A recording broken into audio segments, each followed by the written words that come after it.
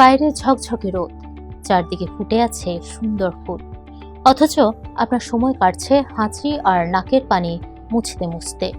এই সমস্যার নাম হে ফিভার বা ঋতুভিত্তিক অ্যালার্জি। বিশ্বের প্রায় 40 কোটি মানুষ ভোগেন এই সমস্যায়। জলবায়ু পরিবর্তনের কারণে এখন এই সমস্যা আরও বেড়ে গেছে। তবে বিশেষজ্ঞরা বলছেন, সচেতনতা ও কিছু সহজ নিয়ম মেনে চললে এই অ্যালার্জি অনেকটাই নিয়ন্ত্রণে রাখা সম্ভব। নাক দিয়ে পানি পড়া শুরু হলেই আমরা সাধারণত অ্যান্টিহিস্টামিন ট্যাবলেট খাই, কিন্তু বিশেষজ্ঞদের মতে ট্যাবলেটের চেয়ে নাকের স্প্রে বা নাসাল স্প্রে বেশি কার্যকর।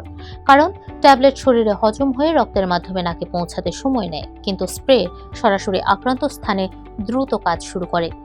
বিশেষ করে কর্টিকোস্টেরয়েড ও অ্যান্টিহিস্টামিন সমৃদ্ধ কম্বাইন্ড নাসাল স্প্রে এখন সবচেয়ে আধুনিক ও কার্যকর সমাধান হিসেবে বিবেচিত হচ্ছে।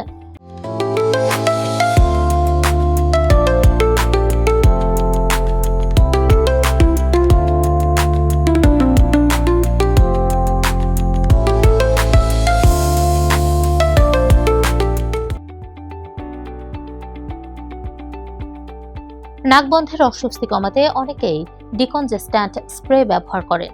তবে বিশেষজ্ঞরা সতর্ক করে বলছেন, এটি টানা 5 দিনের বেশি ব্যবহার করা ঠিক নয়।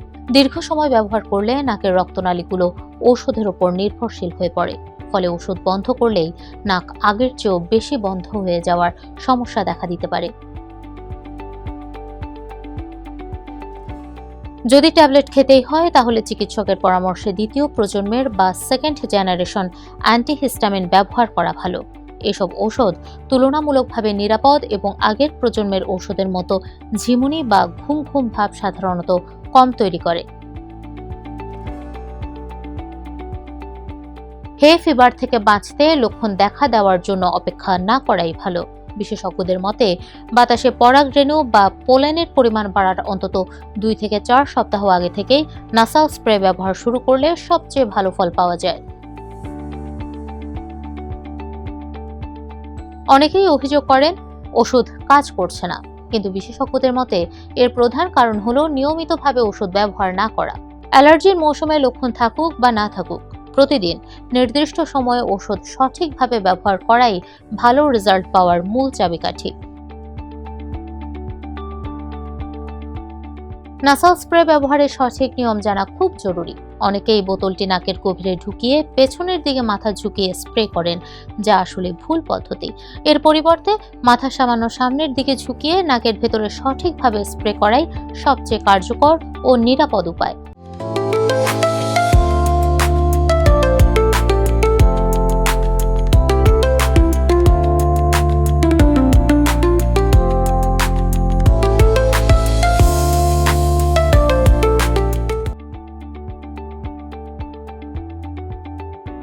একইভাবে চোখের ড্রপ ব্যবহারের ক্ষেত্রেও সঠিক নিয়ম মেনে চলা জরুরি।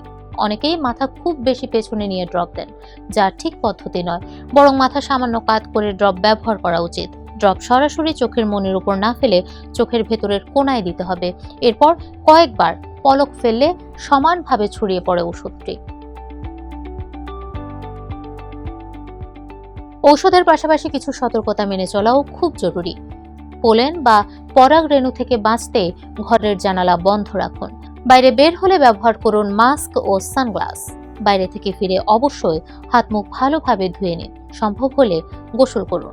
এতে শরীরে লেগে থাকা পোলেন বিছানা বা আসবাবপত্রে ছড়িয়ে পড়বে না। অনেকেই হে ফিভারকে সাধারণ সর্দি ভেবে অবহেলা করেন, কিন্তু দীর্ঘমেয়াদী অ্যালার্জি ঘুম, দৈনন্দিন কাজ এবং শ্বাস প্রশ্বাসের উপর ফেলতে পারে বড় ধরনের প্রভাব।